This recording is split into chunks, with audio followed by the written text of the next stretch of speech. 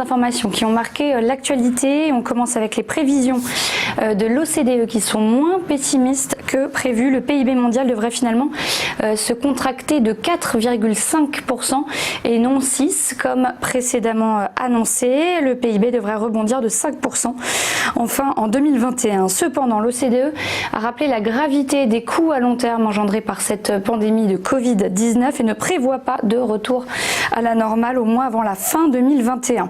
Alors que l'économie au niveau mondial affronte sa plus grande récession depuis la Deuxième Guerre mondiale, eh bien l'OCDE a également rappelé l'importance du soutien financier à la fois des États mais aussi des banques centrales. Et comme en écho, la Fed a confirmé hier soir maintenir des taux d'intérêt quasi nuls et ce jusqu'à ce que l'inflation remonte modérément au-dessus de 2% pendant un certain temps. Jérôme Powell a également affirmé que la réserve fédérale donc souhaite rester, je cite, ultra stimulante jusqu'en 2023.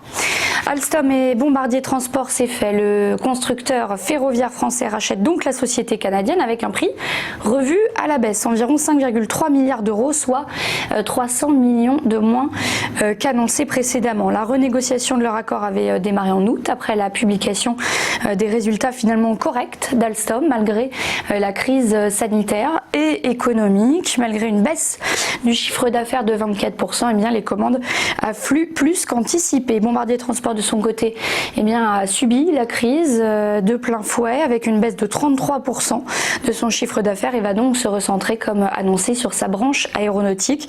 Après ce mariage entre le français et le canadien, eh bien l'ensemble compte challenger le leader du secteur, le chinois CRRC. Et puis enfin, sans surprise, les propositions pour la future branche autonomie de la sécurité sociale ont été rejetées en masse hier par les représentants des directeurs d'EHPAD et des particuliers employeurs. Du côté des syndicats, la CFDT, elle a fait part de son mécontentement et évoqué plutôt la taxation possible des héritages. Hier, je vous en parlais, ces pistes pour la sécurité sociale avaient été dévoilées par Laurent Vachey, l'inspecteur des finances, afin de faire avancer la réforme du grand âge voulue par Emmanuel Macron.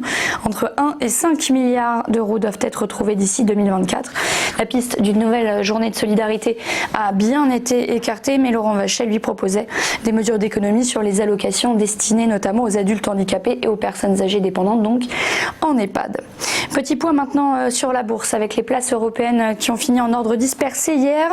Le CAC 40 a avancé de 0,13% à 5074 points. Le DAX a pris 0,29% et Milan 0,04%. La bourse de Londres, elle a reculé de 0,44%. Du côté de Wall Street, ordre dispersé également pour Wall Street. La bourse de New York a fini donc a pris 0,13%. Le Dow Jones a pris 0,13%, tandis que la S&P 500 a affiché une baisse de 0,46%. Baisse plus importante pour le Nasdaq avec moins 1,67% en fin de séance. Et puis ce matin, malgré les annonces de la Fed et la situation à New York, la bourse de Tokyo a fini en baisse. Le Nikkei a perdu 0,67% et le Topix 0,35%. Voilà pour ce point bourse. Restez bien avec nous, le Live Téléfinance continue.